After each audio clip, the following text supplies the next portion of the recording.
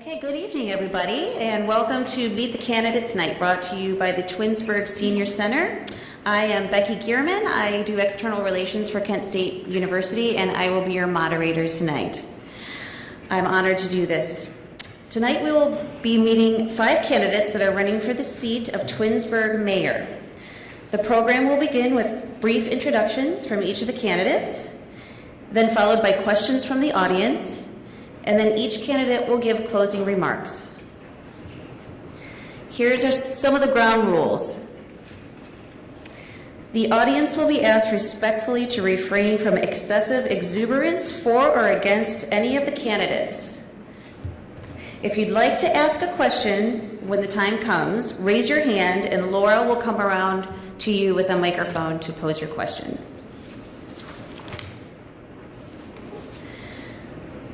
Each member of the audience will be allowed to ask one question to the candidates without editorial comment. Questions should be non-biased. They should also be applicable to all 5 candidates. Questions should also be relevant to the office of mayor. Each candidate will have 2 minutes to answer each question. If your question does not meet this curriculum or this criteria, we may ask you to rephrase the question, or I can help you rephrase the question as the monitor. We are also asking to please silence all your cell phones at this time so we can get started.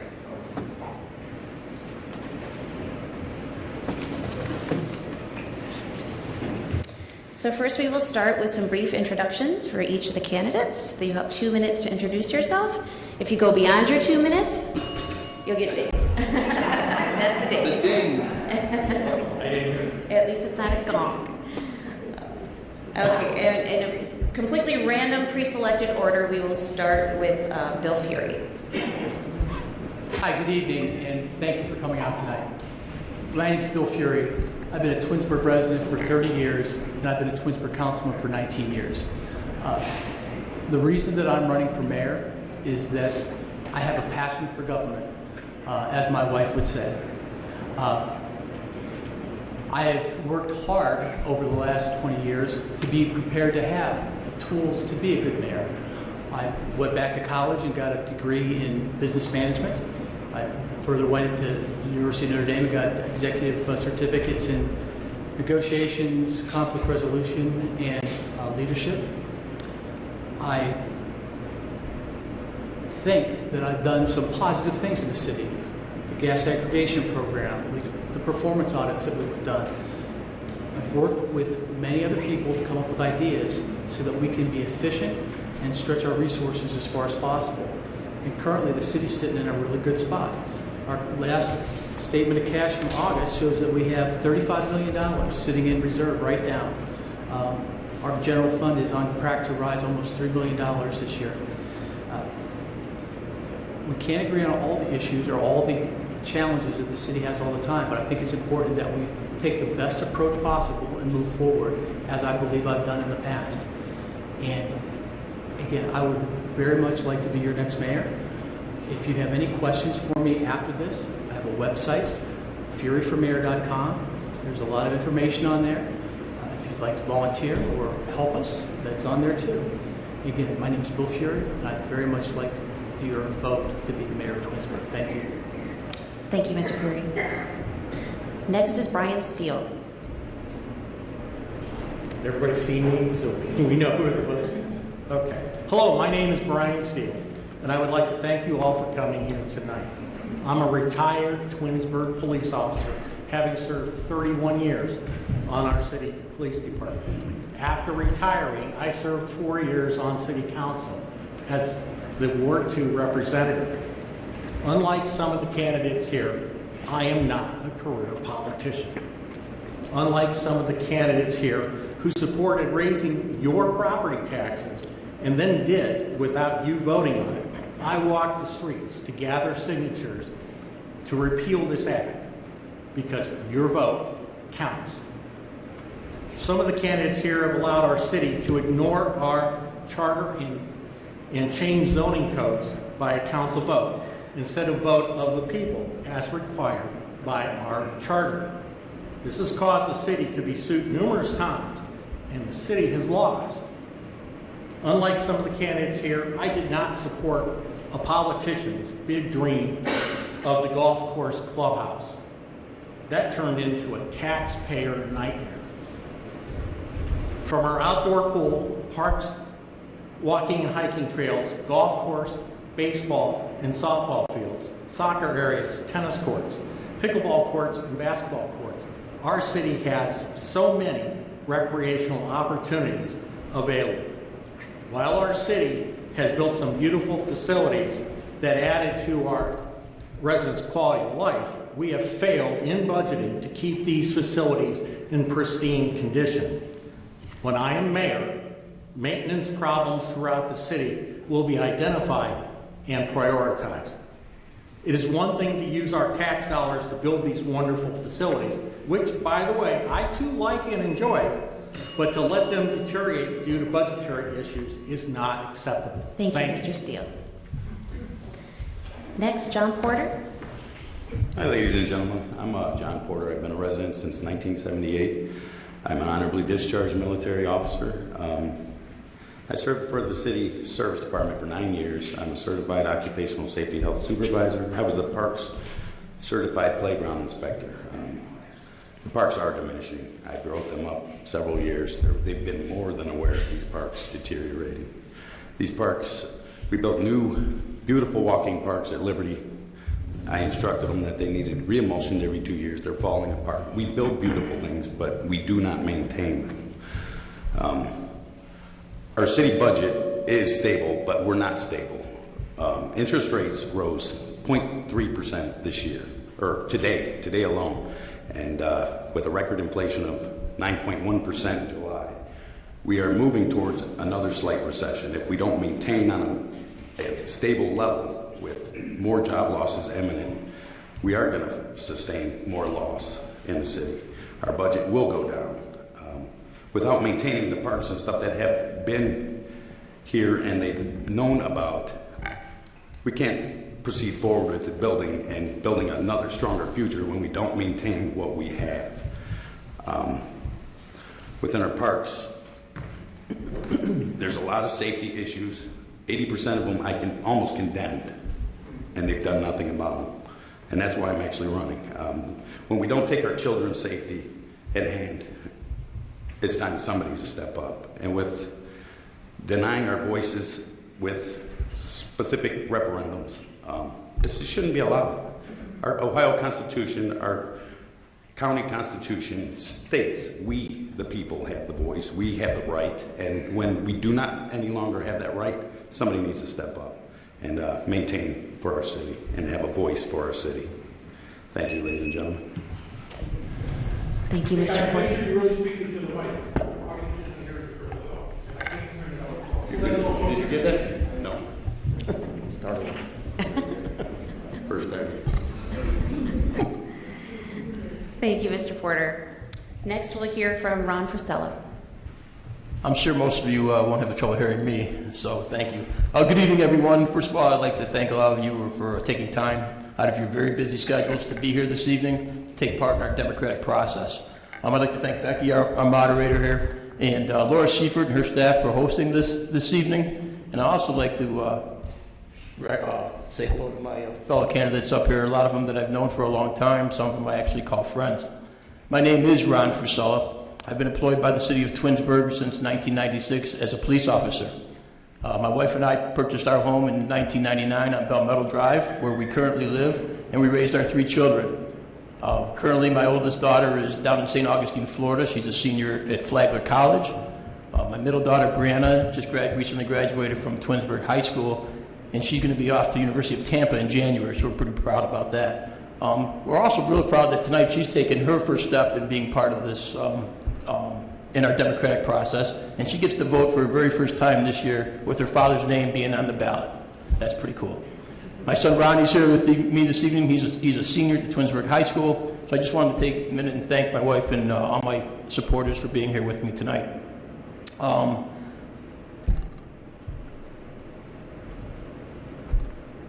I've had the pleasure of being a school resource officer for the last 20 years. What does that mean? To me, that means over the last 2 decades, this community has entrusted me with our most precious commodities. That's our children and our grandchildren. I believe that my leadership skills are unmatched. I have proven to be the most trusted leader during good times here in Twinsburg and our most difficult days. I will continue to be a true guardian for this city, as I have been for our police department and our Twinsburg City Schools. November 8, I hope that you vote for me, Ron Fusella, for mayor. Thank you very much. Thank you, Mr. Frisella. And finally, Sam Scafidi.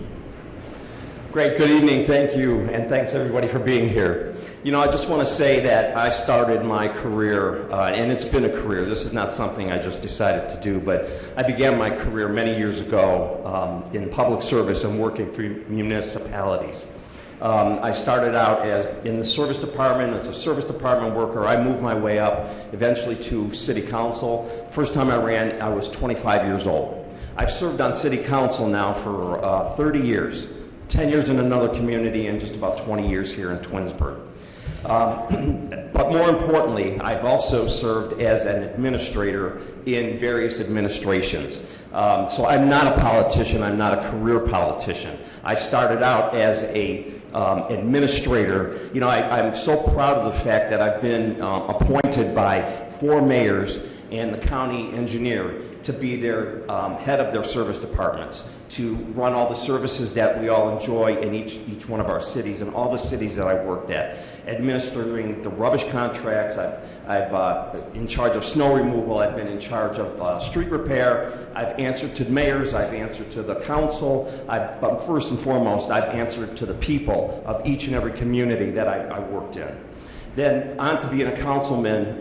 Councilman was something that was always inside of me, and again, I started at 25 years old when I was first elected. When I got here to Twinsburg, that's the first thing I did was run for city council, and I've been doing that ever since. Fortunately for me, I had the opportunity to be appointed your mayor just about 3 months ago, and I'm serving in that capacity.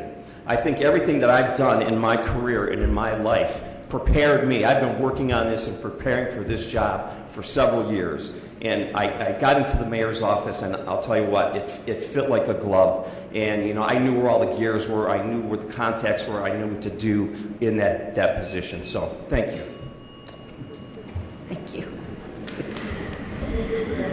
Thank you to all the candidates for their introductions. And right now, if you have a question for the candidates, all the candidates will be answering the questions. Please raise your hand, and we will come around with the microphone so you can ask your question. Check, 1, 2, 1, 2.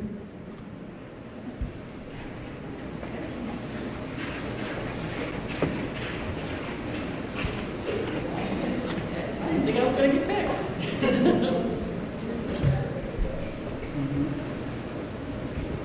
I would like to know how each candidate, how you feel about Project Gumbo, and how you supported or didn't support the people of Old Mill. Okay, I'm just going to pick a random order to answer. We will start with Mr. Porter.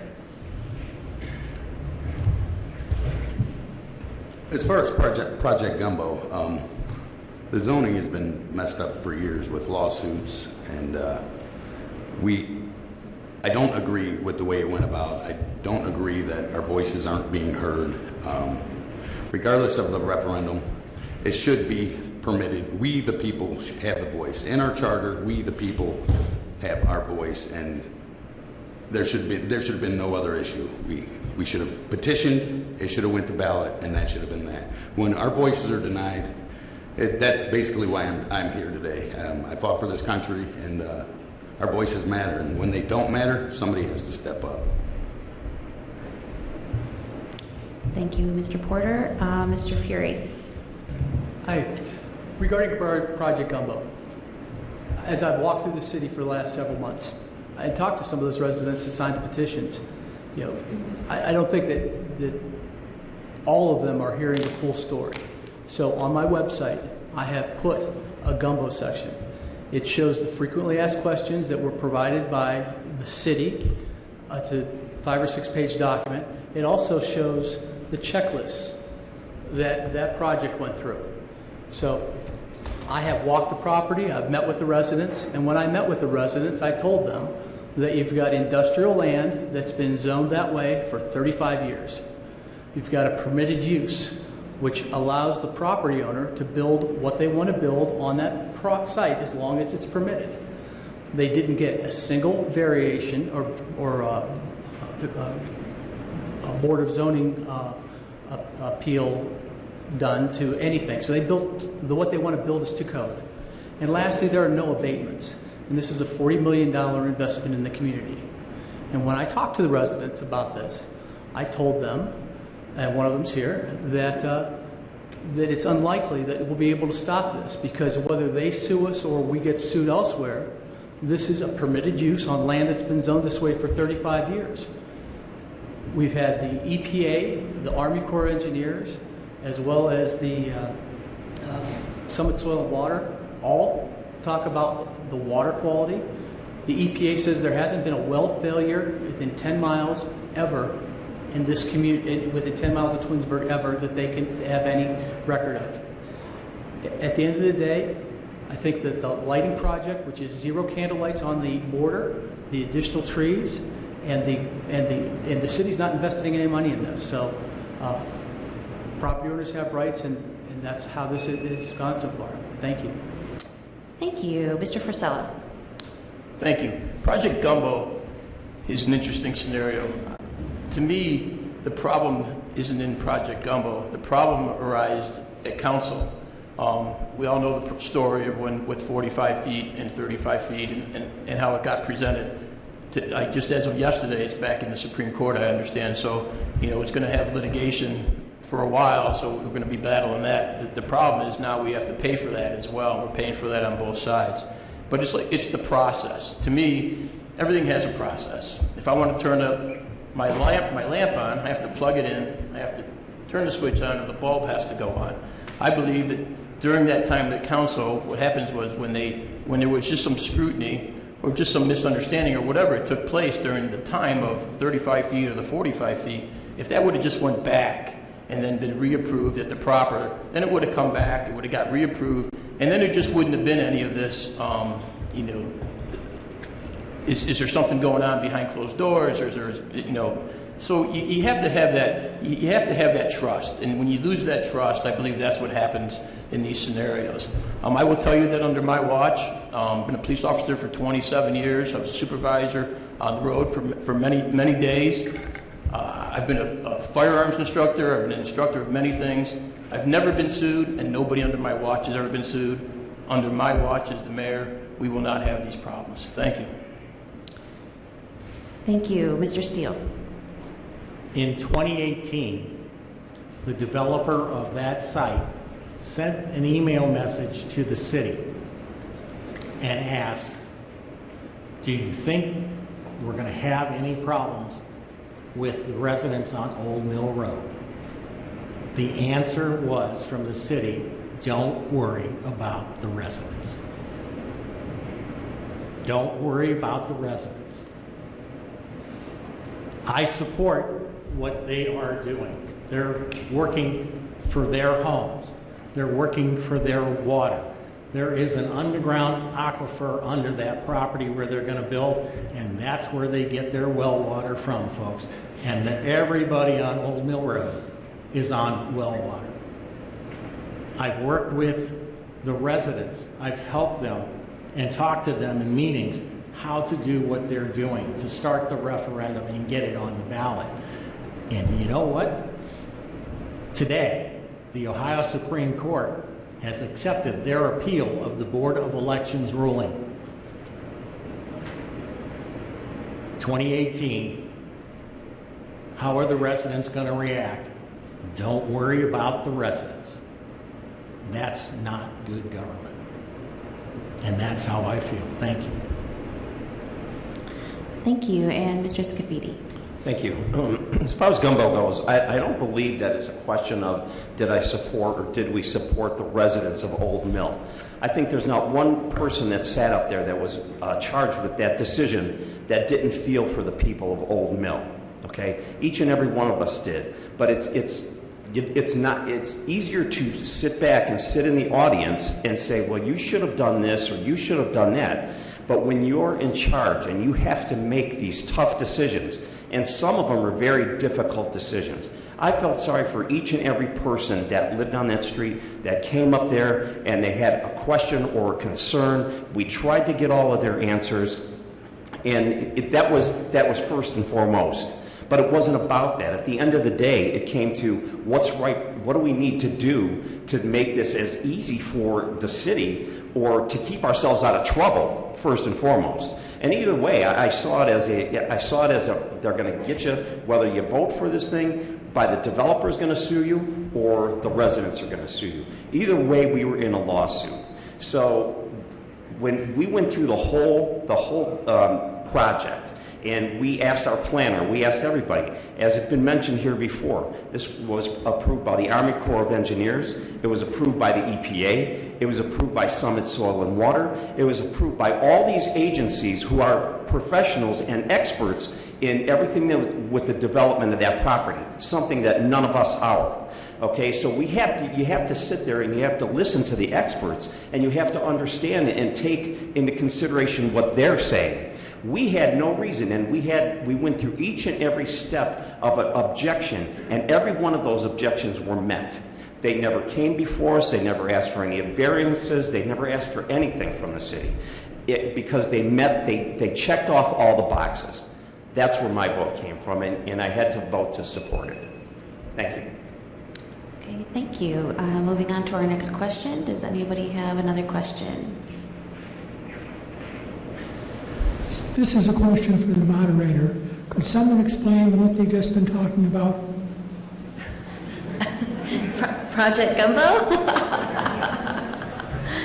I got it. Well, we need to make it fair. Maybe somebody that's not running for office can explain a little bit of background? Okay. Hi, my name is Matt Gobley. I live on Old Mill Road in Twinsburg Township, so I can't vote for any of you guys. All of you, the best of luck. What Project Gumbo is in a nutshell is two approximately 300,000 square foot warehouses being built on Old Mill Road in the city landscape. There's only 3 or 4 residences on Old Mill Road that are in the city of Twinsburg. The rest of them are township.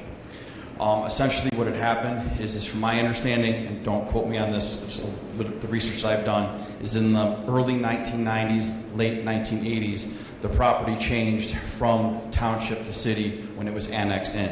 When it was annexed in, it was annexed as commercial property. It's where CM Plastics initially was, now it's the Sifron building. Essentially, it's across the street from Summit Commerce Park South, or Case Parkway South, one of the 2 industrial streets that were built in. I believe it was approximately 400 acres of total property. They're trying to sell off, I think it's 35 acres if I remember correctly, of the building a part of it. In the early 1990s, when CM Plastics was built, the road that was across on opposite of 91, which is either Case Parkway South or Summit Commerce Drive, was never dedicated as a road on the east side of 91. There was never a driveway put in for commercial truck traffic. Us residents on Old Mill Road are trying to keep the commercial truck traffic off of Old Mill Road. We're trying to make sure that our water is taken care of, as the gentleman up there have said, with regards to us all being on well water. We do not have city water. We're trying to make sure that the property that was there is being taken care of accordingly, and we're just trying to minimize the impact to the rural nature of Old Mill Road. If anybody has any questions regarding it at the end, I'll be sitting back here.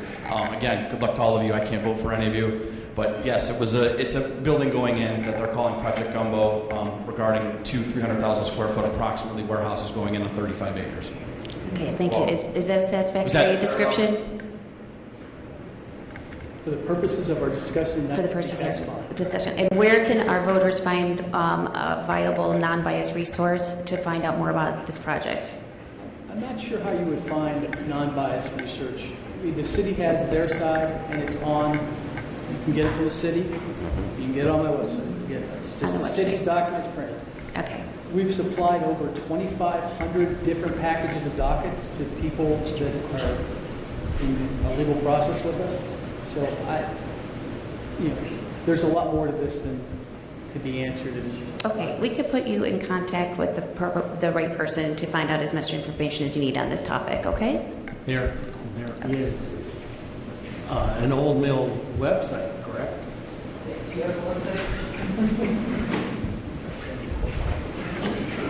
Again, I want to be accurate with everything going on. I believe there is a keepoldmill.com website and a Facebook page, Keep Old Mill, but to Mr. Fury's thing, it's slated toward us residents as opposed to our viewpoint of what's happening, to be fair and honest.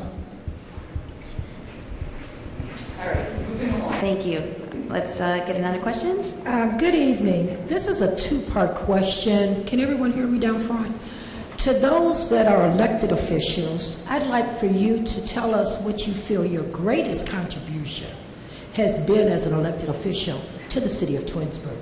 To those that are running that have not held a council seat or a mayor's job, whatever, what would be your first priority to make Twinsburg a better place? So it's the same question, but with different expectations of views. Thank you. Does everybody understand the question? Okay. We'll start with Mr. Scafidi this time. Thank you. Yeah, I think my greatest contribution is my experience and my knowledge, okay? My good character and my compassion. And I have a passion for what I do. I have a passion for local government. I mean, I think my record stands on its own that says I've been doing this since I was 25 years old. I mean, that tells you something that I've never given up. And I've always continued to serve people, to serve my community, to serve the residents, and do it well. Again, I think that being elected 8 times in 4-year elections says something. I'm doing something right for the community. I'm doing something right that the people see in me. Being appointed as a public administrator in communities by, again, 4 different mayors and by a county engineer, that speaks to my abilities in what I do and what I've done. I've continued to do that, and I forgot the second part of that question. I didn't apply. The second part didn't apply. Doesn't apply to you. Oh, it doesn't apply to me. Okay. Thank you. Oh, that's just a non-elected, you said. Okay. Okay, thank you. Mr. Fury. What is the greatest accomplishment that has taken place since I've been in office? I will tell you that the first time I went to a council meeting, there was a transfer ordinance that was set in front of it. We're going to move money around. Because at the time in the city, and this is 19 years ago, every department tried to spend all the money that was budgeted to them because they were worried they wouldn't get an increase if they didn't spend the money. And this document moved $8 million around that had already been moved and already been spent. No control whatsoever from council, which is supposed to hold the purse strings.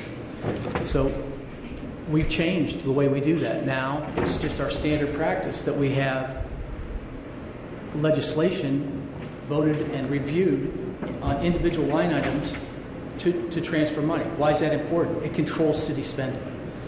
We've run 2 performance audits. The first one we did was 180 pages thick with recommendations. We adopted most of them. The biggest one that was good for us is we got rid of 2 nice ladies that collected income tax in the city and went with Rita, so that we had a machine to pull in contractors and help us do it more efficiently, get additional revenues for the city. Because at that time, we had over $750,000 of uncollected taxes. You know, we removed the steps and worked on how to both be fair to our employees, but also we couldn't just, steps allowed increases to be between 3% and 6% a year. So we'd hire somebody in and they'd get a 20% bump in 5 years with the add-on to the steps on an annual review. So we've done things to slow that growth so that we can afford all the 169 employees we have. So being financially, fiscally responsible and putting those checks and balances in is what I'm most proud of. Thank you. Okay, thank you. Mr. Frisella. So I guess I don't get the answer on their side. So my number, I guess I'll have to answer the number 1 priority. The number one priority for me, for sure, and it should be on everybody's list, is safety and security of our town. Our city has to have, you have to be able to go to bed every night and feel safe and secure in your home.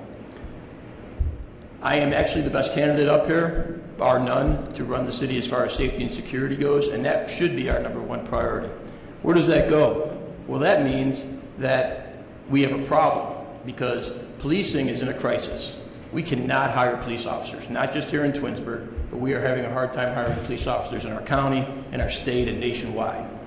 Here in Twinsburg, we have an unfair system that is put in place for our employees, for our police officers.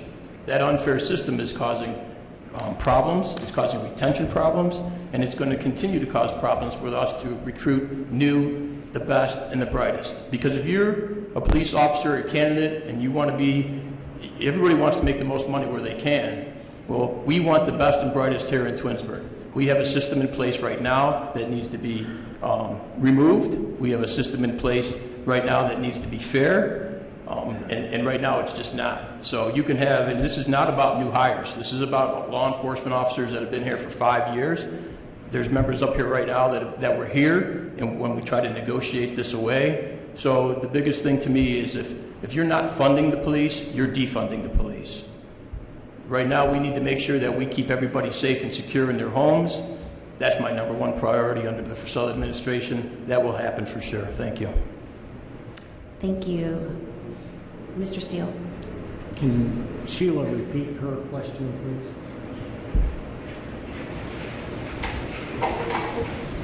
My question to those that are running, for you, it would be just like Ron's question. What would be your first priority that you feel is important if you're elected as mayor, but you've held council seats, so you can decide which way you want to answer it. Okay. I think the first priority that we need to do is unite our city. Right now, we are two different cities. And that's tough to be able to run a city in. We have to get back together as a whole. I'd like to address one of my greatest accomplishments as a police officer in our city. I was the OIC on a Thanksgiving weekend, and we had a 14-year-old runaway from the city of Twinsburg. She actually had been picked up by a guy from Texas and had been driven all the way down to Austin, Texas. Okay? I came in and said, we're going to find her. This shift, we're going to do that. We're going to work on finding this girl. And I got a phone call from an FBI agent who was working the case. He was in his car going to Cincinnati for the weekend holiday.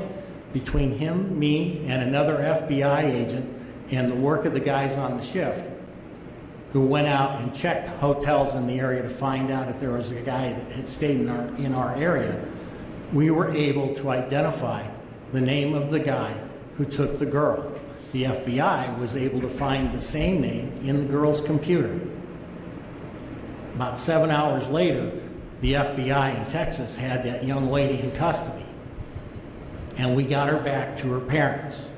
I'm proud to say that everybody on the shift got a commendation from the FBI for what we did.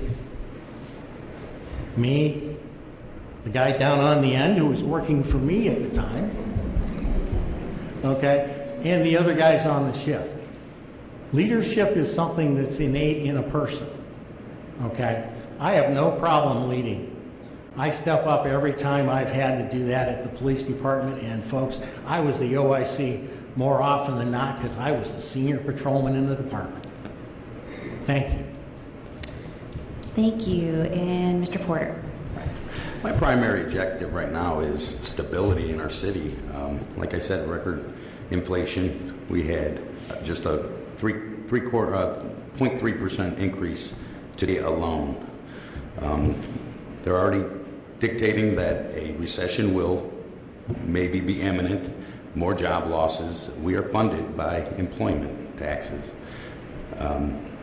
Stability in maintaining our budget and maintaining our city. Our city is not being maintained. Like I said, I inspected, wrote these up for several years.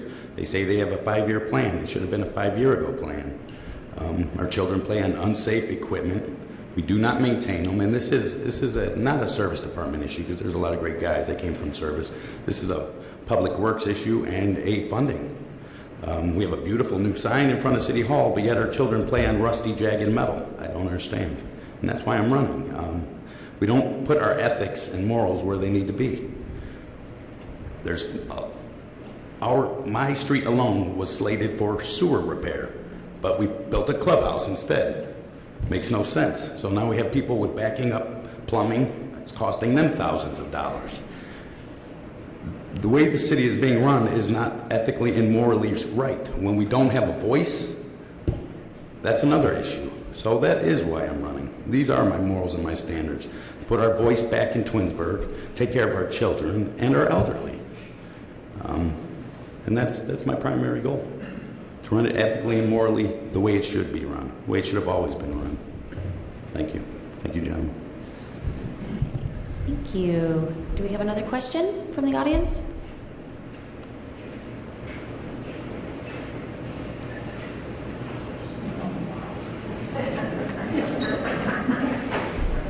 To all of you, what makes Twinsburg, as a member of Twinsburg Township, what makes the city of Twinsburg one of the best places to live in the state of Ohio?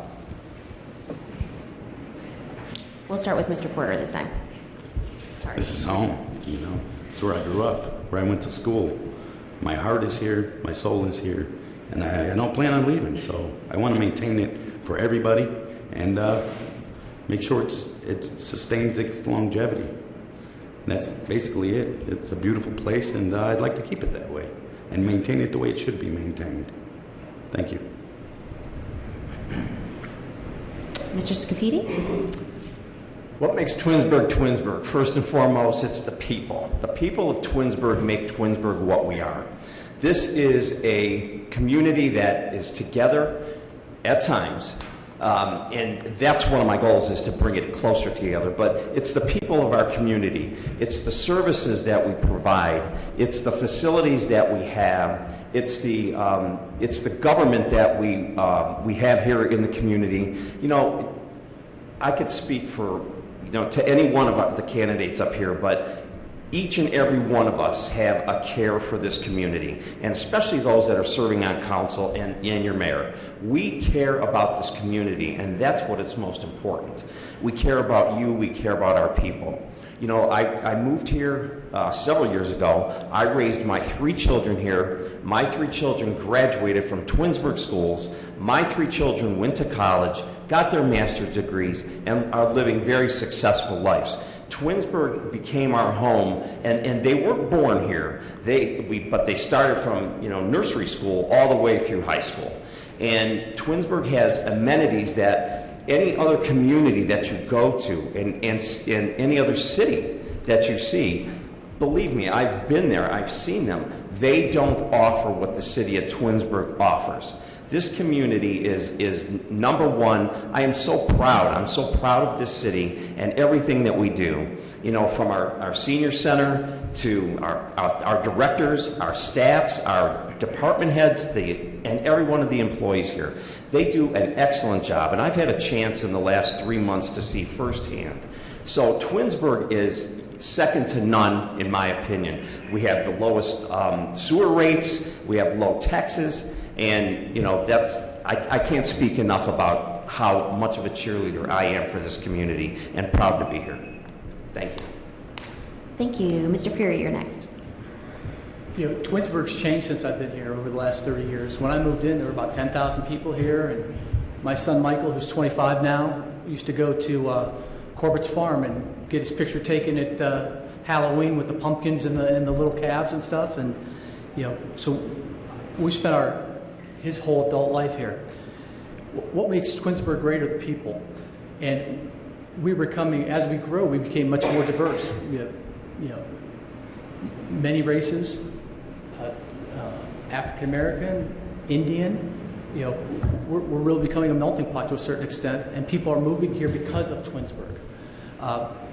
We have, somebody mentioned earlier about a property tax increase. Yes, we needed to raise our property tax, and then went to referendum and passed anyway. And now we're the 28th out of 30th in the county in property tax that supports the city. We're one of the lowest taxing cities in Summit County. We have phenomenal roads. I mean, Ravenna's almost done, I believe, but we have a $2.5 million project in Ward 1 with Dorridge right now. We've replaced basically every water line in the city that had transite pipe, especially in Ward 1 where we put a ton of money in. We've just done a lot of things to try to make this the best place in the world to live. I talk to other people that live, none of the people I work with get free garbage or they have that included. Branch pickup, leaf pickup, snow removal. Our service department does a fantastic job, and our law enforcement and fire officials do a great job too. And that's the priority: safety, service, and then park and recs. Financially, we have an AA2 rating, and we have $35 million sitting on the bank. So, I think we're doing a good job fiscally, which is maintaining that standard of living within Twinsburg. Thank you. Okay, thank you. Mr. Frisella? Thank you. I have to agree with the other candidates up here. Twinsburg is great for all those reasons. When I grew up in Cuyahoga County. I didn't even know where Twinsburg was. My parents built a house out here 40 years ago, and I was in Europe, I think, at the time, and my parents said they were going to sell their house and build a house, and when I came home, they were gone. But it's a different story. When I found them out here in Twinsburg, my mom said, "You have to come take the police test out here," and I was a police officer out in Russell Township in Geauga County. And when I said, "Mom, I don't even know where you live. I don't even know where Twinsburg is." So I came and I took the police test. It was about 2 years later, and I got a call from the chief at the time who wanted me to come in for an interview. And from the moment I came in for that interview, I knew that Twinsburg was a place very much like my hometown in South Euclid where I grew up. It was a place that you wanted to be to raise your family. It was a place that you knew everybody. It was really a place that you could call home. The schools, when my wife and I moved out here, we decided we could have lived anywhere. We decided we would come here, buy our house here, and raise our kids here. Like Mr. Fury said, this is a true melting pot. This community is a true reflection of the nation, and that's why we live here. That's why we wanted to be here. Does that mean that we're the best city there is? It isn't. It means that we can make it better. It means that just because we have the lowest taxes, or one of the lowest taxes, doesn't mean that's always the best thing, because we have to keep our services where they're supposed to be. If everybody wanted to live where the lowest taxes were, Hudson and Shaker Heights would never exist. So we have to find that happy median, and we have to make sure that we're doing the best with our money that we can, and keep the place just like it, and moving forward, and always remember that it is about our people. Thank you. Thanks. Mr. Steele? It's been 42 years since my wife and I moved into our city. And I want to tell you what makes this place a great city. It's the people sitting over here. It's Ron Frisella's son. It's the lady sitting right here. It's the young kids that we have in town. It's the residents. We have to realize that. It's you guys that make this the best place to live. We have great city services. Yes, we fight back and forth and we take different sides. But in the end, it's the residents. 42 years ago, there was no Ethan's Green in this city. The golf course had 9 holes. Corbett's Farm, Meadowood, didn't exist. Okay? There were streets in our city that didn't go all the way through, that stopped in the middle of the street. We have grown. We are getting to be a great city. We're moving forward. But it's you guys, the residents, that make this a good city. I'm proud to live here. I grew up down in Stowe. That was where I grew up, but it's not my hometown anymore. It's the city of Twinsburg, because I got great neighbors around me. They're really, really, really nice people, and that's what it is all through our city. Thank you. Okay, I think everybody had a chance to answer that question, so we'll open it up to any more questions from the audience.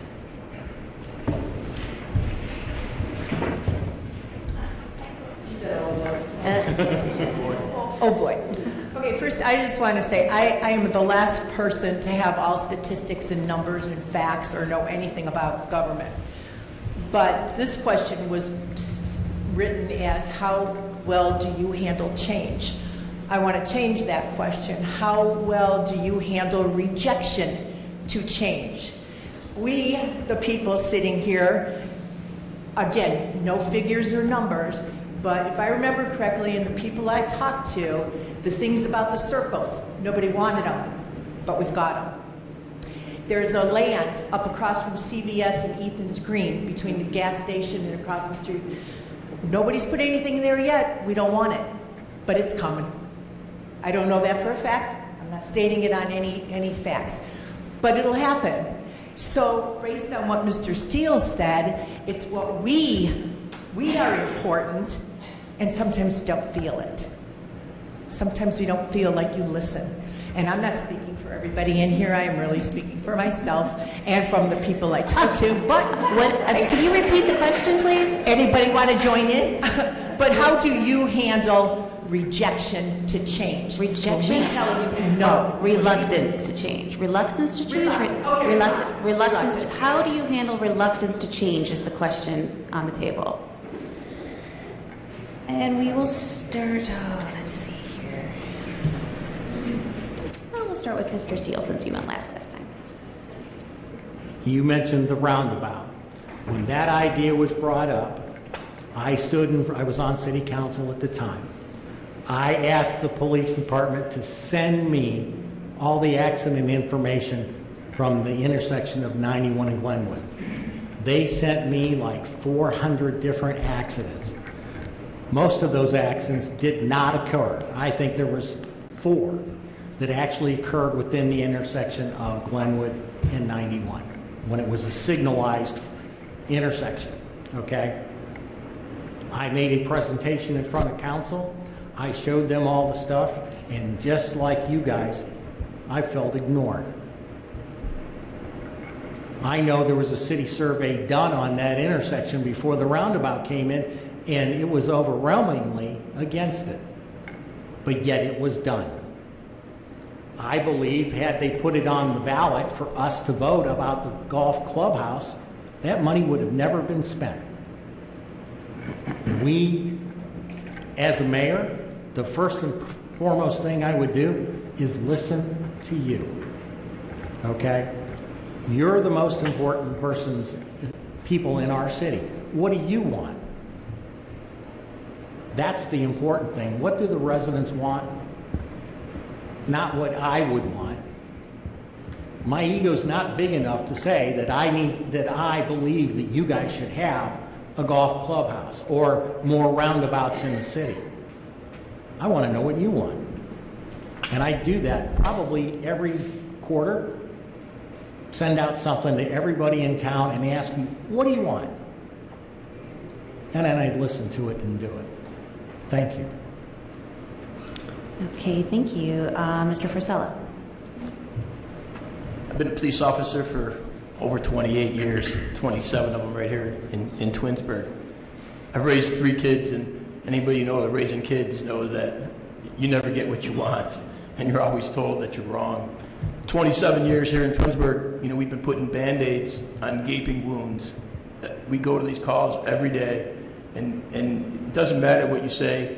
At certain times, they don't want to hear what you have to say. Doesn't matter. But you always have to go to the next step. You always have to be empathetic. You always have to find a way to make it better for that person. We have no idea what's happening when we get to those calls. We've been doing it, our law enforcement officers and men and women, we've been doing it our whole careers. We do understand that sometimes people have needs that go beyond what we can offer. And we have to continue that. And as city officials, we have to understand that as well. And we have to continue to listen. We have a charter in Twinsburg. It's basically our Constitution. We have to follow that charter. We have to follow the laws and resolutions. And that's how we make the city better. That's how we bring everybody together. That's how we create transparency. And that's how we just avoid the whole thought process that somebody says there's some backdoor deal or there's this or there's that. We have to stay out in front of it. That's how we make things better. And that's what happens in those things. I'm here to tell you that I've done this my whole career. it's not even an issue for me because I understand where everybody's coming from when they tell you that. So thank you. Okay, thank you. Mr. Fury? Thank you. You know, the easiest election I ever had was the first one because there was no record. I could say whatever I wanted and what I wanted to do, whether I knew I could get there or not.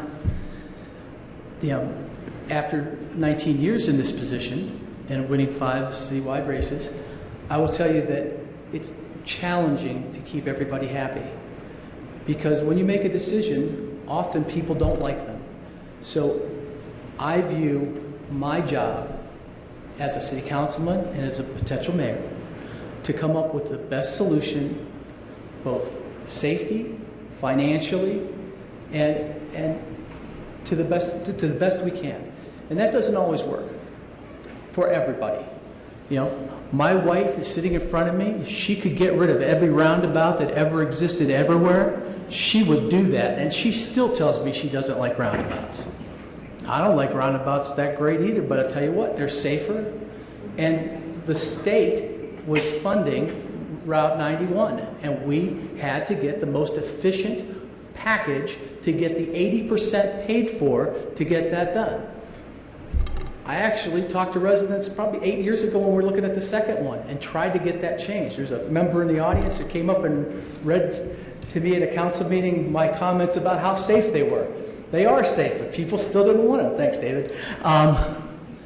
So try to make everybody happy about every issue. Matt's in the back. I mean, I've met with him.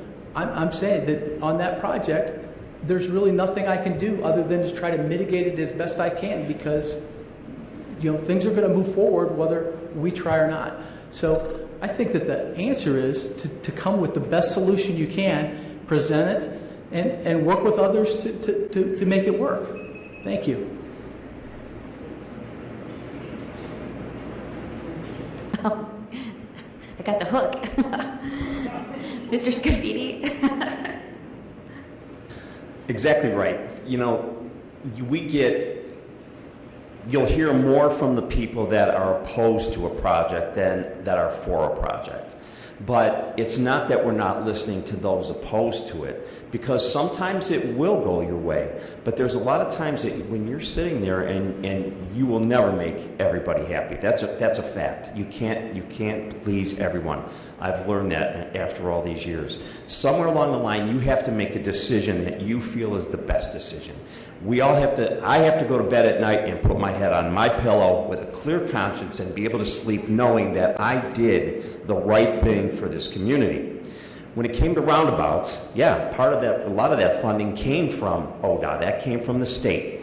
And that's what they posed to us. Sure, was it a mess in the beginning? Yes, it was. It was a 2-lane roundabout. There were accidents, but we reacted immediately, and we changed the roundabout to a 1-lane roundabout. And fast forward to today, the accidents are not there like they were. It all took time to get used to. And truthfully, the roundabout did exactly what it was meant to do. It's moving traffic, and it's navigating through our community. And I know the folks that live there up along Glenwood, they're satisfied because they don't have a line of cars sitting in front of their driveway at the end of the day waiting for a traffic light.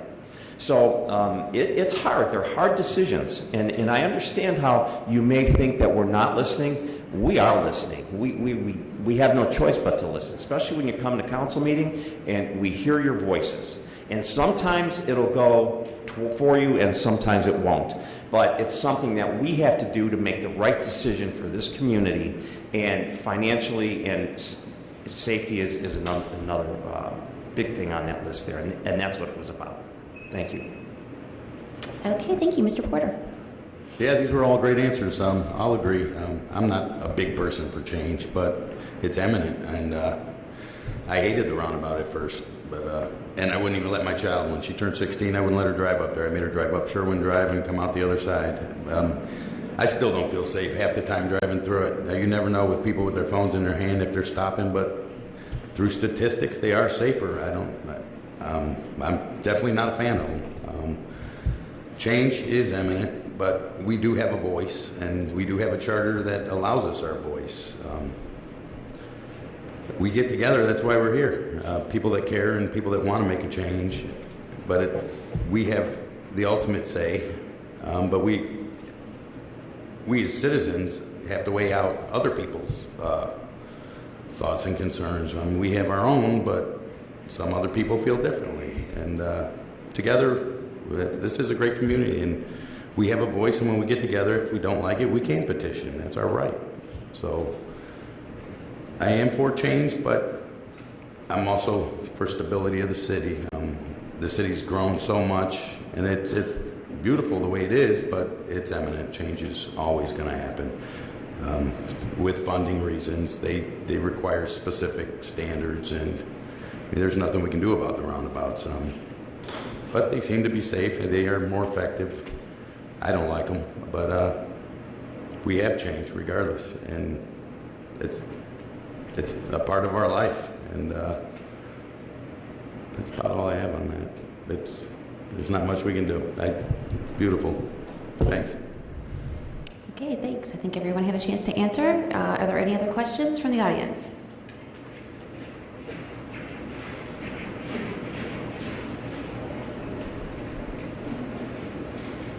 Many of us seniors have lived in Twinsburg for a very long time, and we appreciate and love all the things that you've talked about that Twinsburg has to offer us. As we age and get older, we want to downsize. What are your thoughts or plans about affordable senior housing in Twinsburg? It seems that everything that is built is not what we're looking for. Thank you. Okay, did everyone understand the question? Okay, let's see. We'll start with Mr. Steele.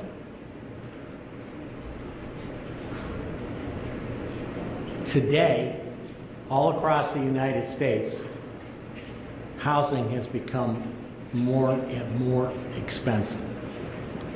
Okay? I feel for you guys and seniors that want to downsize. One of these days, Cindy and I will go and downsize. Okay? To build, I thought the senior apartments that were built at 91 at the railroad tracks were going to be affordable. Last I heard, they're close to $2,000 a month. Okay? How is that affordable? Okay? But you have to remember there's outside factors that go into that. The cost of the money that the guy has to borrow to build the building is up there. Nothing's cheap anymore in the United States. Lumber went sky high, now it's starting to come back down. The only way we can do this for you is to find a spot in town, work with a builder, and get him to build affordable, smaller housing units for you guys that want to downsize. But that has to be a cooperation with the builder and the city. And we probably, to do that, I would think the city has to go out and find that guy. Okay? Something maybe our economic development or our building or planning department needs to get out there and look for that. If we don't do that, I don't think anybody's going to come to our city and say, hey, I'm going to build a 1,500 square foot apartment for you for $1,000 a month. So we can look, we can try and find it for you. That's the best we got, guys, as far as my opinion. Thank you. All right, we'll jump down to the other end to Mr. Frisella. Thank you. My parents lived here. They built a house in Meadowwood when it first opened. They built a house in Ethan Greens when it first opened. Both of them had in-law suites. They took my mom's parents with them.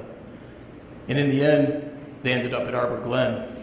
And after that, in Arbor Glen, that even got expensive for them. My father took a job at McDonald's, he took a job at Get-Go, and it was a struggle for them to even be at Arbor Glen. So I understand the dilemma for sure. It's a catch-22. We're trying to keep our property values strong. We're trying to keep, everybody wants their house to get the most out of their house that they can. And then we want to be able to build, you know, affordable housing. I'm not even sure what affordable housing is anymore, to be honest with you. That's the sad part. But I think there are things that we can do as a city to help our seniors. We can try to make sure that we can, you know, keep things affordable for them. We can make sure their snow plowing gets done as it is now. We can try to do the things that we're capable within the city. And maybe it's a conversation, as a roundtable conversation, invite our seniors in to find out how we can help and where they really need the help. It might be a scenario where, you know, they're living maybe in the acres in an acres house and it needs to be redone. Where do we find the people to help do those things? Where do we find that? And I'm not even sure if that's affordable as we get to that age. I feel for you. I feel for our seniors. I was there. I raised my parents here, as I said. And it was very, very difficult. So I would be up to listening and looking at all the opportunities, if there are any, to help with our seniors. So thank you.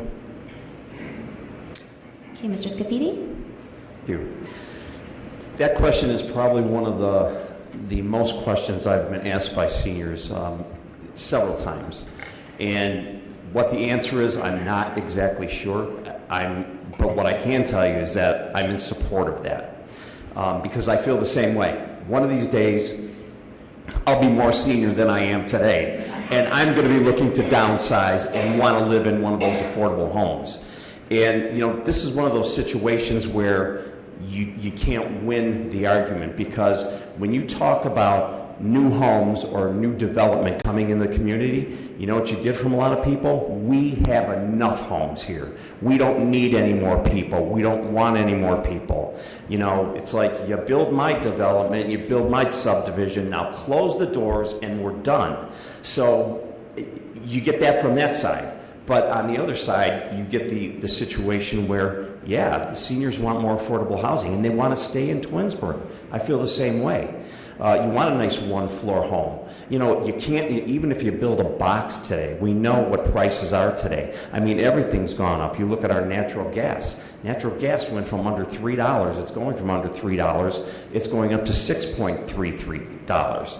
So, I mean, everything is going up, and the materials that it takes to build this little home or to build a bigger home, or the labor that it takes to do that, you're not going to be able to change those two factors that build homes or build subdivisions. So I agree with you, and that's something I would like to work on. I would like to see that happen here. It would take in our community probably some zoning changes of vacant property. That right there is a chore in the city of Twinsburg. You can't, it's difficult to get it done. So we've tried several times on a property that was discussed earlier tonight, and it's failed, I think, 2 times at the ballot. So that's how I feel. Thank you.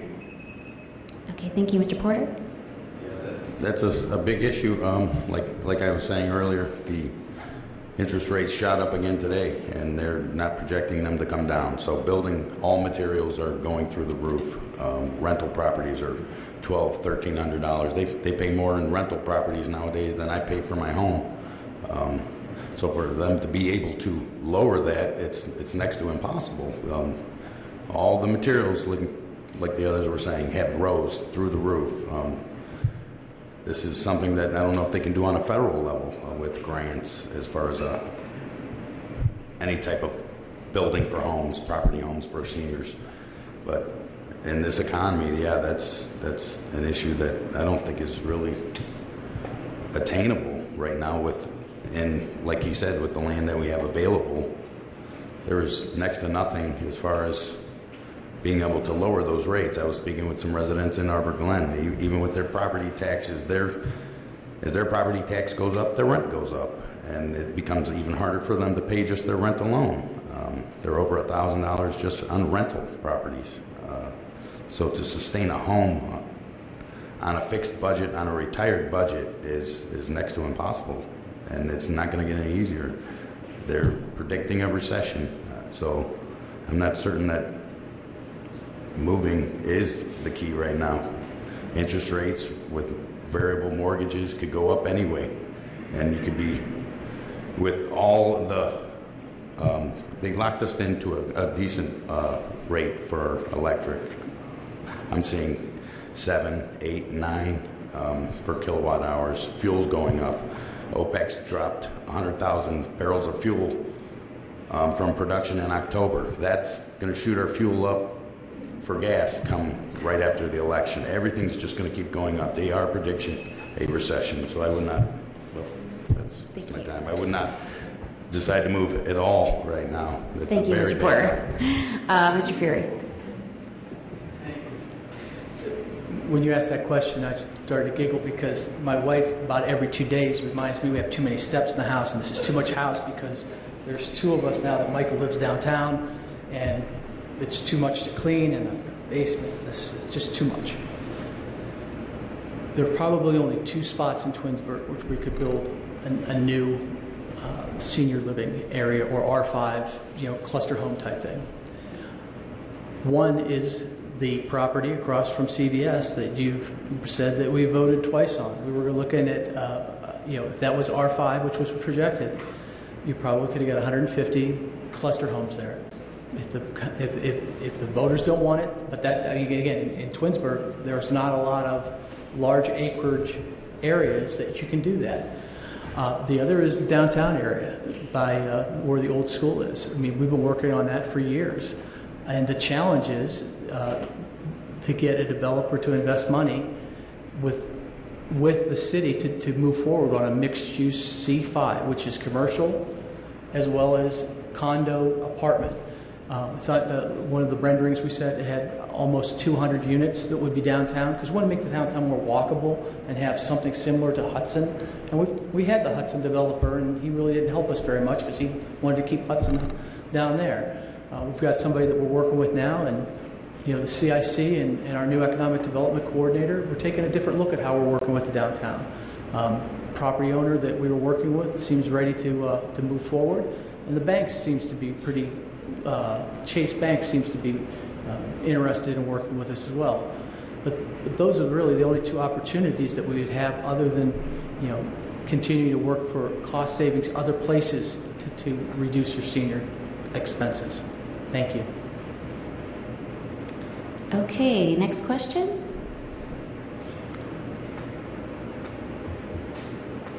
Going once?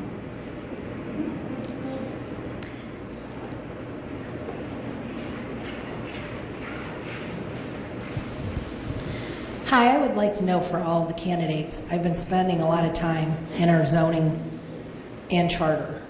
Our zoning, I'm finding a lot of discrepancies and things in there, and the ordinances that were written in American legal being up to date.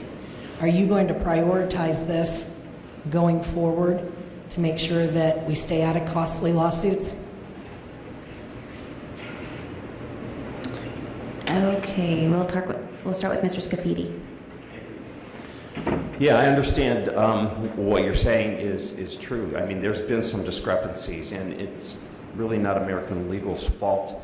But we're already working on that. What we found is that we update those once a year, and we were losing track of what was updated or what was passed and what hasn't been passed. And therein has lied the problem in this once a year codifying anything that we do and sending it over there and having our ordinances and zoning codes printed.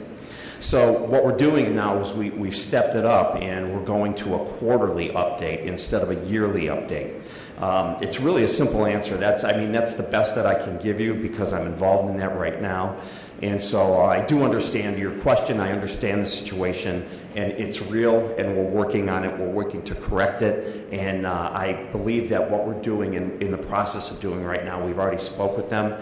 We're going through that whole process, and it's going to update everything. And we're going to have, when we go to look at something, when we look at that, no matter what we're looking at on our computers with regards to any ordinances or any codes, we're going to get the most up-to-date information because it was not there. You're correct. So that's where we're at. Thank you.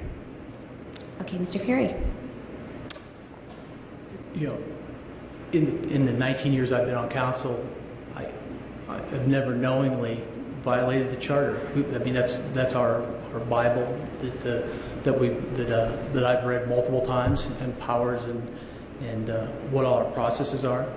We have a 5-year program to have a charter review where Every 5 years, we put together a group of residents. Some people have been on that board that are in this room to discuss changes they'd like to be made, and then we bring those forward to the ballot. The only way I can change the charter can be changed is by a vote of the people. I am aware of some irregularities that we've just uncovered. No one at City Hall is knowingly violating our building code, but there were some mistakes made, especially with the height of a building with the Corridor Stoke project, where it was not voted to increase that height, and the planning director put it through. So as we find these issues, we were going to correct them.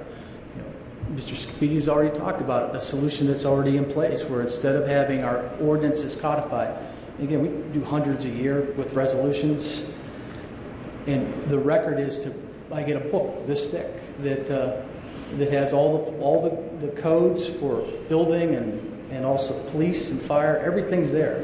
It's this thick, and every year I get about 150 pages, which I had to take out and put in so that I can get the updated copy.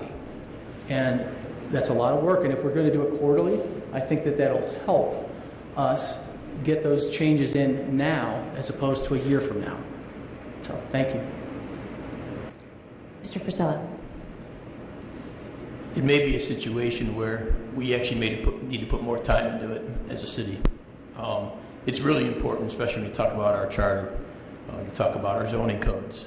And we can't make any excuses as to why we don't have it right. So I believe that we need to take the time, and if we have to put somebody in that to do that more full time, then that's important. We also need to be able to listen to our residents when they bring those things forward, and instead of bucking the system, we need to be able to say, maybe you are right and we are wrong, and let's take a look at that. So under my administration, we absolutely will take a look at that. We will be diligent in making sure that everything is updated. There should be no excuses not to have it done improperly, and that's what I believe that should be done. Thank you. Mr. Steele? We need to fix our zoning code.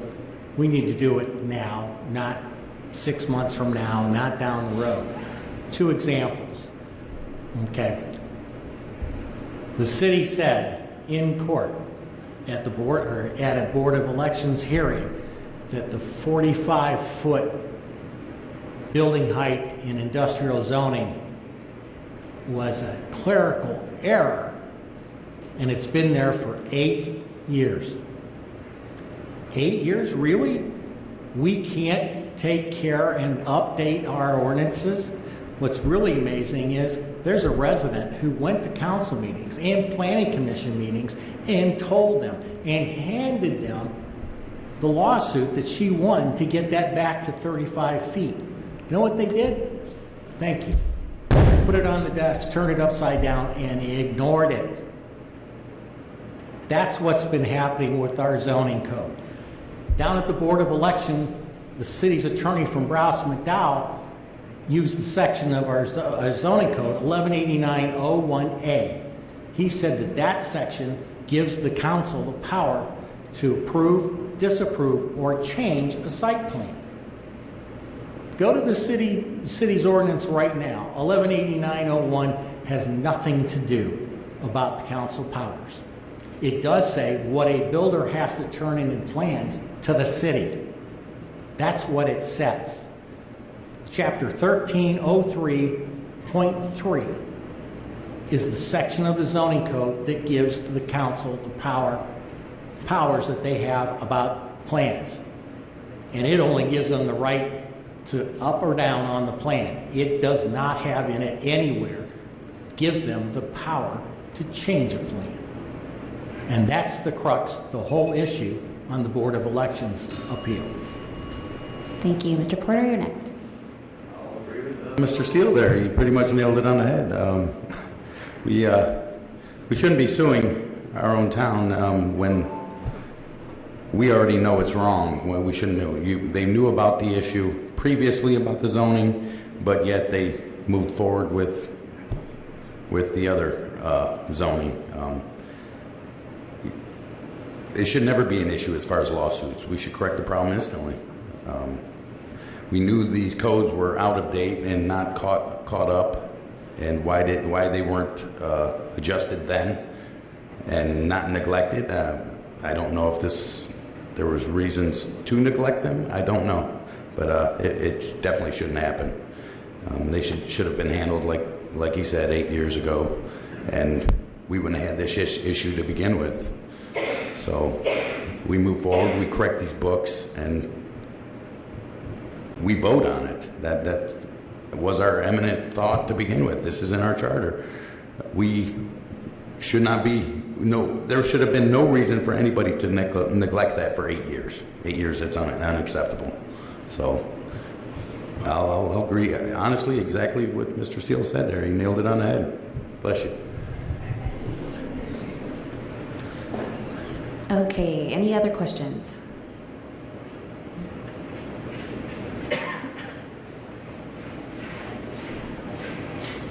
Yes, can you tell me what's happened to the Twinsburg newspaper? That was our only source of knowing what was going on here.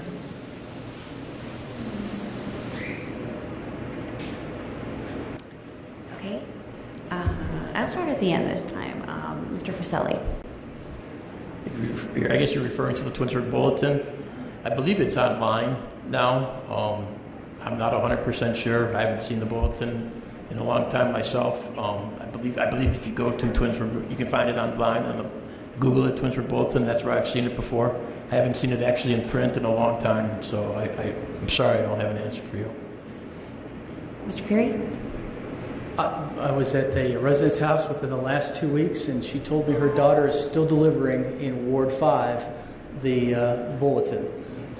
I haven't seen one in my driveway in 4 or 5 months, maybe, and I was told that they have a driver shortage. But I think long term that paper's been getting thinner and thinner and thinner, and it's going to be an online paper. Thanks. Mr. Scafidi? It's my understanding that the Twinsburg Bulletin was Record Courier, and they were bought by the Akron Beacon Journal. And so the Akron Beacon Journal is moving toward an online paper.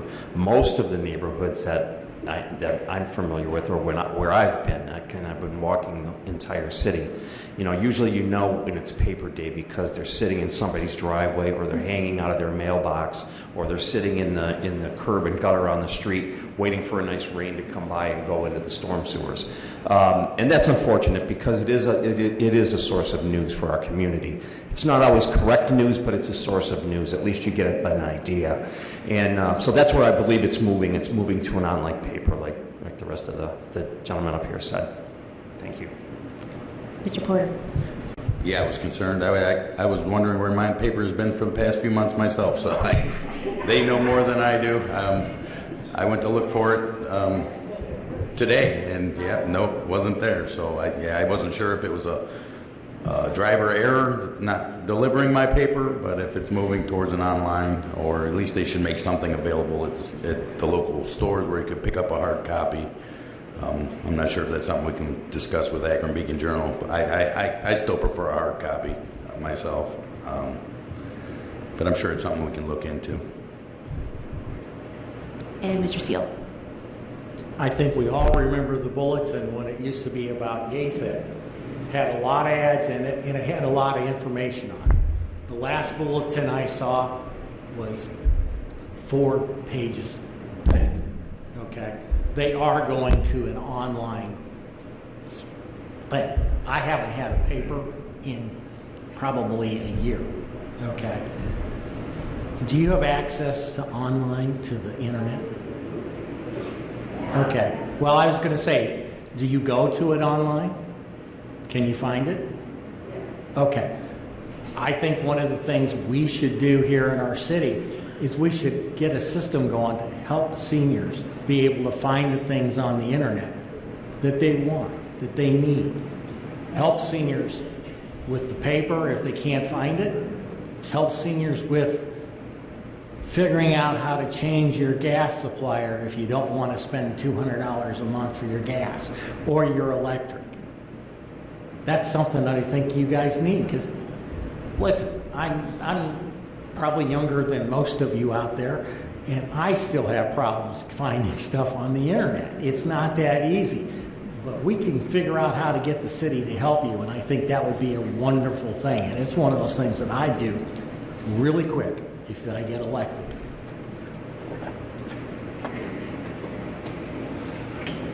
Okay, any other questions? Hi. We just talked about the Twinsburg Bulletin.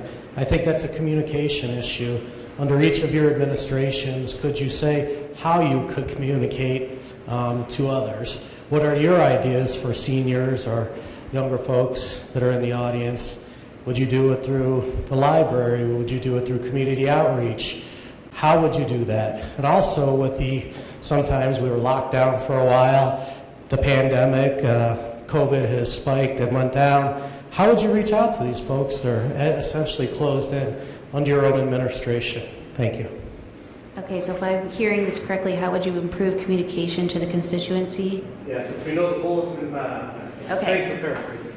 Okay, let's see, who should we start with now? Mr. Fury?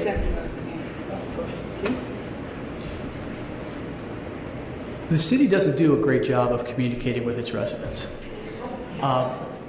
And as well as there are certain Facebook sites, and I'm going to state the roundtable because I'm blocked from that, and there's a lot of misinformation that gets put on there that gets sent to us, especially some financial stuff, and that seems to have been slowed down.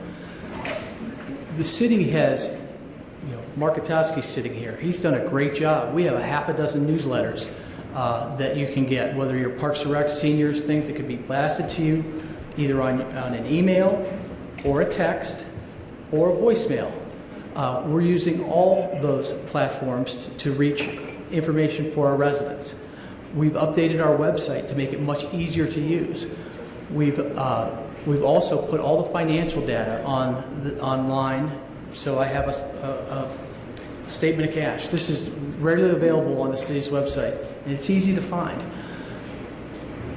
We still need to do a better job of challenging incorrect information that's getting into the community, and we did that in the last few years with bringing up, again, incorrect financial data that was being put out as fact. We would challenge it and put where we're getting the data from and why there's a different side of the story. But I know that you're getting voicemails from the mayor. You're getting, again, newsletters that are coming out weekly, and they're broken down into different departments. I think that it's important that we are in front of issues and making sure people understand them. So I believe that we need to do a better job of communicating with our residents, and I'd be open to working with Mark and other communication experts to make that work. Thank you. Mr. Porter? Yeah, communication is big. But they've already started moving towards doing online as far as our sewer bills, or we could deliver those in that sort of way. But as far as maybe bulletin board throughout the city for individuals, a lot of individuals don't use the internet. There's ways we have parks all over the city. We can put bulletin boards, or like you said, we have plenty of information online that's available. It's pretty accessible, but I think that would be basically the extent of it. We are moving towards a paperless community. Everything's moving paperless. So, I mean, the internet is key. The community center has internet, so it's most of our phones have the internet. So, I mean, it's pretty accessible, and I don't think it should be an issue. Mr. Frisella? Communication is always key, and it absolutely is an issue. It's an issue that we moved into technology era, but even myself at 56 years old, I struggle with the technology. Thank goodness I have kids in my teens and 20s, but their technology and our technology, the way we utilize it is way different. When I started on the police department, we had to be community outreach, and we would get into the neighborhoods. When I was a community service officer, we would get into the neighborhoods, and we would actually have information on our seniors. We'd have information of those people that need help, and we'd have that information in our dispatch center. We had hard copies of that stuff. So just because the world has gone to all this technology doesn't mean that we have to get away from the other things that we always did. It doesn't mean that we have to get away from communicating with people and seeing people. And I believe that's one way we can do it, is actually getting back to it. We have this great facility right here. Laura Seifert does a great job with her seniors. I spent my summers here teaching Safety Town. So I have kindergartners and she has seniors, and they all mesh together. It's a pretty interesting dialogue when they're all together, right? And the photos are great. But the reality of it is that we have to do a better job, and the schools do a pretty good job communicating with their Blackboard Connects and those kind of things. But the problem with that is sometimes you just get inundated with information, and sometimes it's not the information that you want. So we have to be able to get that information that especially our seniors want. The young kids will find all the information they want. We don't have to worry about that. But the information that needs to get out to our seniors, especially ones that need assistance, we need to have that available. We need to have that readily available, and we need to make sure we get back to doing that. Thank you. Okay, Mr. Steele. I have one question to ask you guys about communication. Why is it our schools and our library can mail something out to every household in the city with information about what they're doing and what's going on? I would do that with the city, probably quarterly. I like to have, I don't know about you guys, but I like to have it in my hands and sit and read it, okay? If you go internet only, there's a chance you may not get the post. You may not see what the city's got out on the internet. You may not go there, okay? But I like the fact that I get notice. What do we get? A school calendar, we get a library calendar, what's going on. We get information from the school sent to us on where they're going with stuff. And that's a great thing. We can do that at the city. Just to let you know, sometime in the next 2 weeks, everybody in the city is going to get a postcard from me. I'm going to pay for it because I want you to have it in your hands.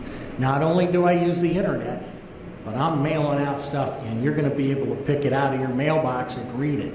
If you read it, great. Some of you may look at it and go, oh, it's that guy in the trash can. Hopefully you won't.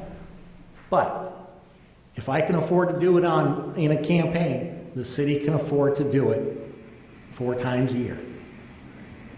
Thank you. And Mr. Scafidi. Yeah, communication, I think that the communication, we do have quite a bit that's out there. It is electronic, it is online. You can go to various places and basically find just about anything. But what I think is that communication is not only just purging information out, but taking information in and hearing what the residents have to say, hearing what their thoughts are about some of the things that we're currently doing, some of the things that we may be doing in the future, and some things that we've done in the past. That's got to be a source, because you can't put all of that into a newsletter. You can't mail that to somebody with all that information. And collectively, if you put it all together, there's quite a bit of information there. I'm going to be a little vague, but currently I'm working on, and I just had a meeting with all the department heads today, and I rolled out a new program that we're going to be doing, and it's going to be full of information from the city, as well as full of information from residents that want to come back into us and have questions. But what you're going to get in this program, you're going to get the truth. You're going to find out what is exactly going on in Twinsburg, what's going on with your city, what are we doing, what are we working on. You can go to any of the electronic, you can go to Facebook, you can go to all the websites there, and you're going to find people, somebody throws a question out there, and you get a few answers that are not really correct, but then you start to get the hecklers that are saying, well, because they do this, and they don't do that, and they don't care about us, and it just morphs into something that you're not getting the correct information. We're going to be rolling this out. Hopefully it'll be out sometime in October. And I think you're going to be surprised by it. And I understand some people don't have a computer and some people don't know how to navigate through it, but that's up to us to educate and show people where it's at and teach everybody how to navigate through this. Thanks. Okay, thank you. Any other questions from the audience?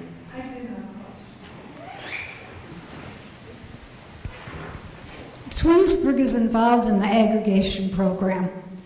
Last week or so, we got a letter saying that Constellation would no longer be the aggregate. It would go to IGS, I believe. What about the electricity? NOPEC has thrown us under the bus, and that was the aggregate. What other sources are we to go to? As an older individual, I've looked at some. I don't understand it. Please help me. Do you understand the question? Okay. Let's see. I will just go backwards from the last order. Mr. Scafidi, you can start. Sure. You're right. We are going from Constellation to IGS. That's for our natural gas. Our contract was up with Constellation, and we have this aggregate that we have. We have an outside firm that goes and they shop the prices for us. Well, just on the other side of that coin is NOPEC, and NOPEC they're the ones that go out and shop the electric prices for us. And we're a NOPEC community, and there's several communities that we're not alone that are NOPEC communities, and they've been able to go out and they've been able to negotiate a price for us on our electric. Unfortunately, once again, we're in the time when these prices are all going up again. And NOPEC really didn't throw us under the bus. What they're doing is they're allowing us to opt out. They're letting the cities, and they've sent these letters to every single city, to opt out of their program because they're at a point where they can't do any better for us with the electric rates. So they're allowing us to go out. They're going to turn us back over to Ohio Edison. Ohio Edison is our electric supply there. And so they're turning us back over to them. I believe that Ohio Edison can get a better rate. And truthfully, it's been hard to follow because they seem to be fluctuating daily. You're not always getting the same information every day. So by them allowing us to go back to Ohio Edison, we can go either with them or you're free to go ahead and shop a rate if you'd like. And you can go ahead and change to that, and there'll be no charge for that. NOPEC does plan on coming back sometime in the spring when they believe that the rates are going to come back down again and be more attainable and more affordable, and then they'll be our aggregate company again, and we'll be with the NOPEC plan. But in the meantime, I've had several calls in my office, and if you have any questions, please feel free to call me. Call the office, and I'll help you. We'll talk through it, and we'll get you taken care of. Thank you.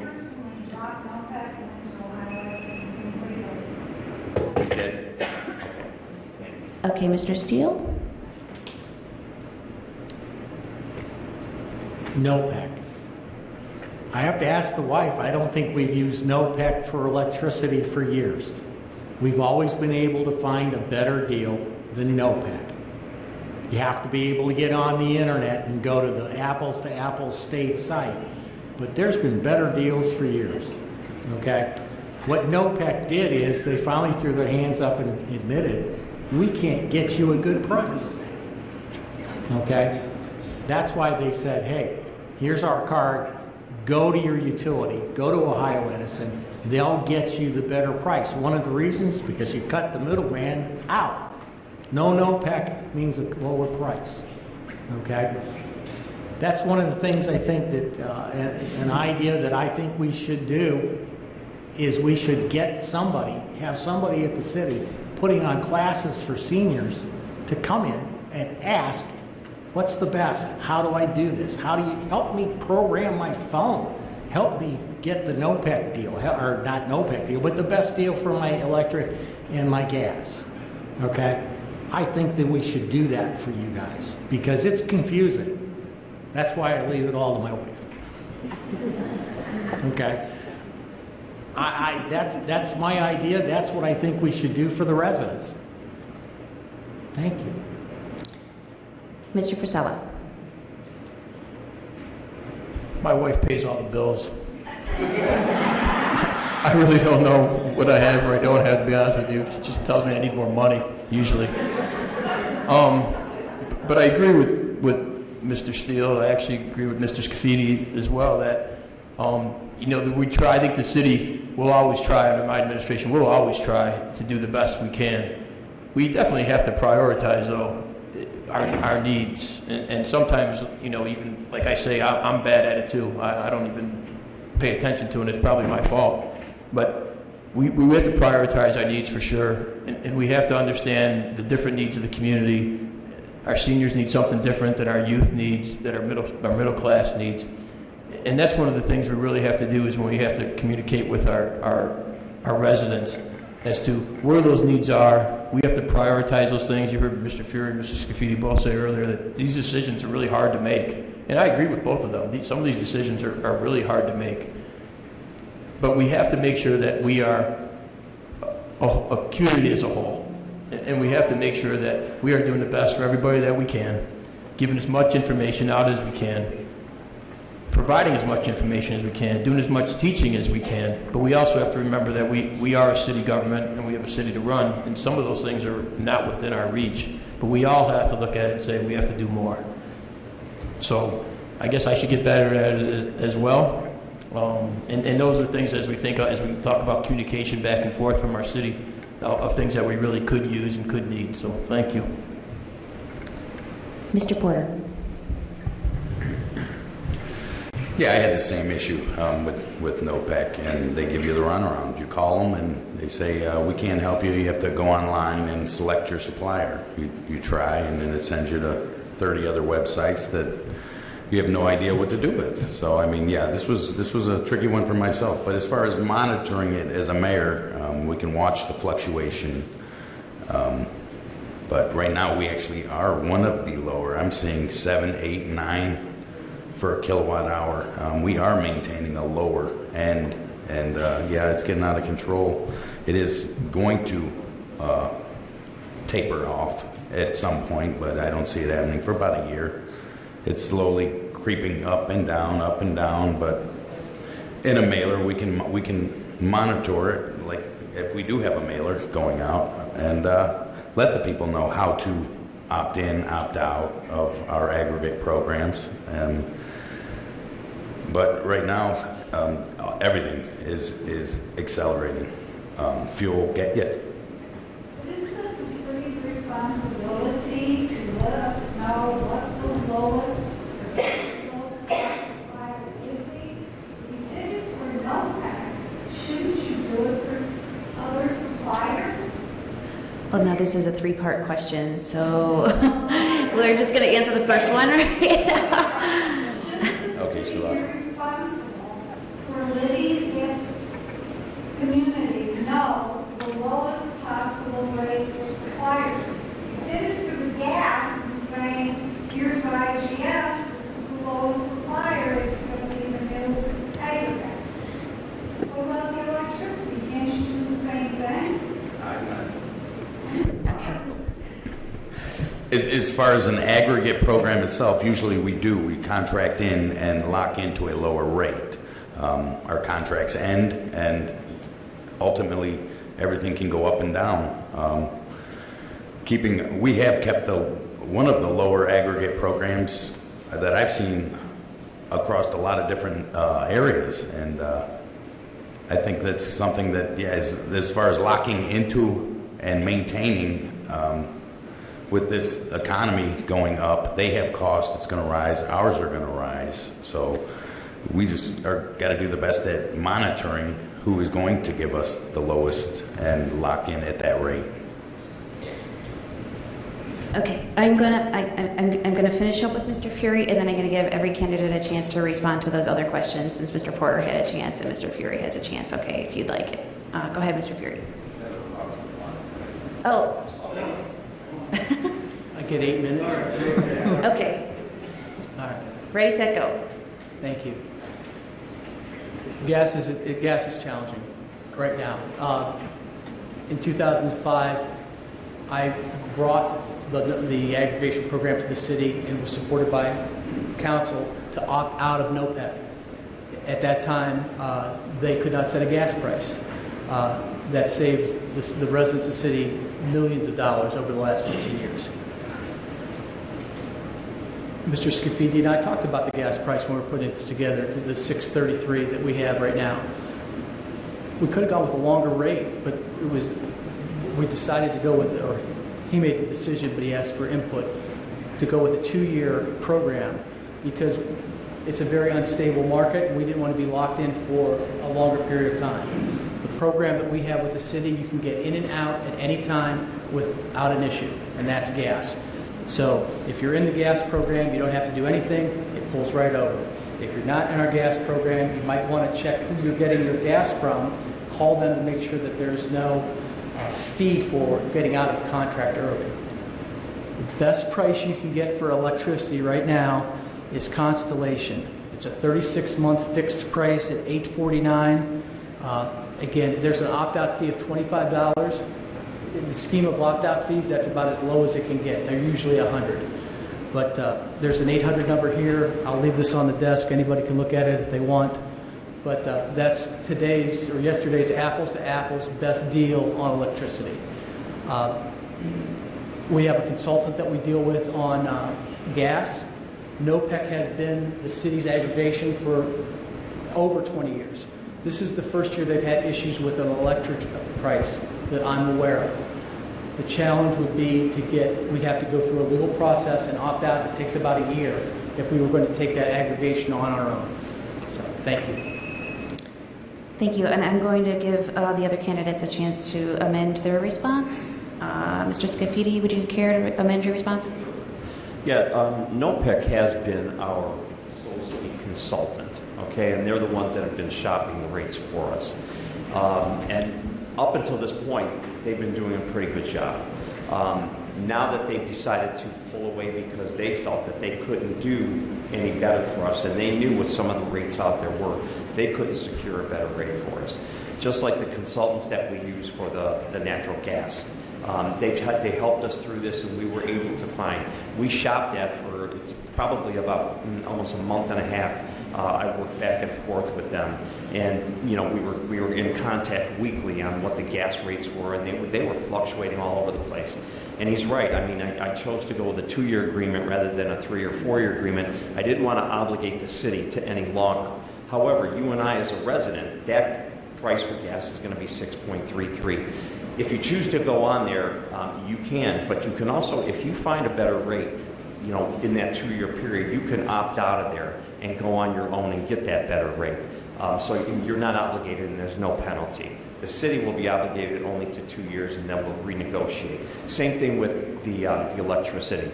Now that NOPEC stepped out, you're free to go ahead and shop and get a better rate. And you can use that, or you can go with what Ohio Edison is going to be providing. So in any event, I mean, you've got choices. You're not stuck with anything that you're not satisfied with. So you can use those choices. Thank you. Mr. Steele, do you care to amend your response? Yeah, I agree with you, ma'am. I think the city should be able to tell us what the lowest deal is going. And it doesn't mean that we have to have a big program about it. It would be something that I would like to see done for everybody in our city. Hey, what's the lowest price going for gas? Not just in an aggregate, but out there outside the aggregate. Like I said, we haven't used NOPEC in years because we've always found lower gas prices away from NOPEC. So the basic soup and nuts on this, yeah, we should be able to help you guys and be able to tell you, hey, there's the best deal that's not attached to an aggregate if you don't want to be there. Thanks. Okay, Mr. Vasella. Goes back to communication. How do we communicate that information out? What's the best way to do it? Mr. Steele is correct where we should be able to say, this is what's going on in the world today to help our residents.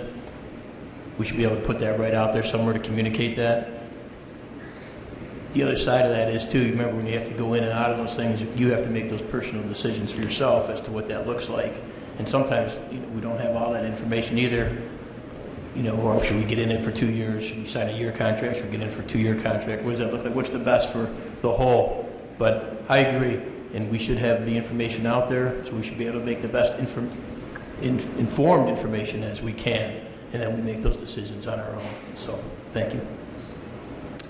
Thank you. And according to our schedule, we were going to try to wrap up at 8:30, which leaves us time for one more question. We are limiting, in the interest of fairness and time, to one question per audience member. So someone who has not asked a question and would like to can do so now. Or we can move on to our closing remarks. Okay. Thank you, everyone, for your questions. Now we are going to give each of the candidates 1 minute for a closing remark. And Laura has already selected the order randomly, so we will start with Mr. Porter.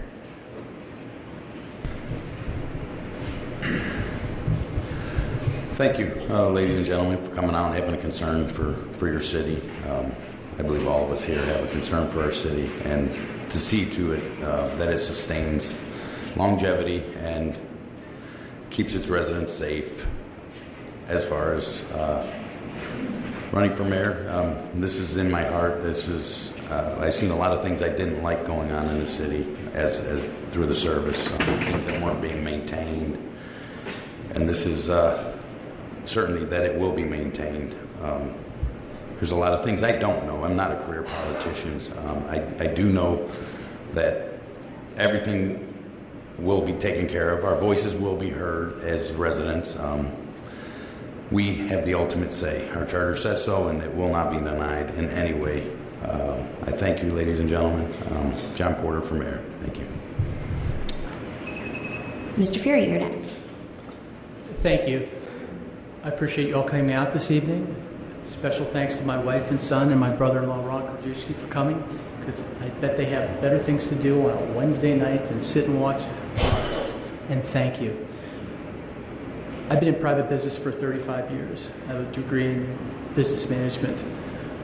I think that gives me a good balance of making hard decisions and running a business. The city of Twinsburg is a $30 million business. All of us have different gifts and experiences.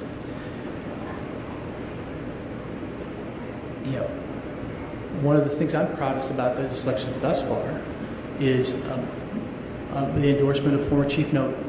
He's been 15 years as chief of police. He's worked with the majority of people on this board, and he said that I'm the best choice moving forward in his opinion. And I appreciate that. Bill Fury for mayor, thank you very much. Mr. Steele? My experience in life, law enforcement, business, and on city council have given me the skills and knowledge necessary to continue to move Twinsburg in a positive, successful direction. As your mayor, I will develop a financially responsible plan for any future equipment and building needs. You will always be allowed to vote on any city property tax or income tax increases or any issues that impact you financially, like paying for your garbage pickup. It should be your decision. I will immediately address our charter and zoning laws by having an outside audit done. We do not know what the correct zoning laws in the city of Twinsburg are. When I am mayor, maintenance problems throughout the city will be identified and fixed. Finally, I wish to thank the Community Center for putting on this candidates night. I wish to thank all of my opponents and all of you for being involved in attending tonight. And Mr. Frisella. First of all, thank you all for being here this evening. I too was involved in private business for years. My father had a commercial cleaning company, which I ran for many years. I had a successful small landscape business as well. The last 28 years in law enforcement, all these experiences set me up to be really a good spot to be the next mayor of Twinsburg. Voting for me will give Twinsburg probably a great sense of security and safety, government reliability. I was the one that was chosen by the prior administration to lead through the most difficult days of Twinsburg. I'm proud of those accomplishments. You know that I will always be there for you. I was here every day through the global pandemic. I was one of the only people to be in my department to be here every day that's up here through the global pandemic. And I will continue to be here and be strong for this leadership in the future. Thank you. Thank you. Mr. Scafidi. Thank you. I'm running to keep the seat of mayor here in the city of Twinsburg, not because I have issues, not because I don't like what's going on here, not because there's a problem, I don't have an axe to grind with anything or anybody. Are there issues here in Twinsburg? Yes, there are. But I'm running for mayor again because I love Twinsburg. It's just that simple. I love Twinsburg. I love servicing the people of Twinsburg. I've been a councilman for just about 20 years. I've been the mayor now for about 3 months, and I thoroughly enjoy the job. I thoroughly enjoy serving each and every one of you, serving this community, watching it grow from when I started until what it is today, and plan on taking it into the future. Twinsburg is my hometown. I know it's all of your hometown. We own homes here. That's where our biggest investments are, and I plan on continuing to watch this city and continuing to watch it grow in a positive direction. One quick thing I'll leave you with: elections are not popularity contests. They're opportunities to choose a leader with experience, good character, and compassion. Thank you. Thank you. And thank you to everyone, our guests and our candidates that came out tonight. For more information on issues and races on your ballot in the upcoming election, I encourage you all to visit vote411.org, where you can see more on the candidates, their bios, and the issues that are going to be on your ballot, both locally and state and nationally. We have some more coffee and refreshments if you'd like to help yourself. I don't know who's going to stick around maybe to talk a little bit, but please just don't forget to vote on Tuesday, November 8th. Thank you.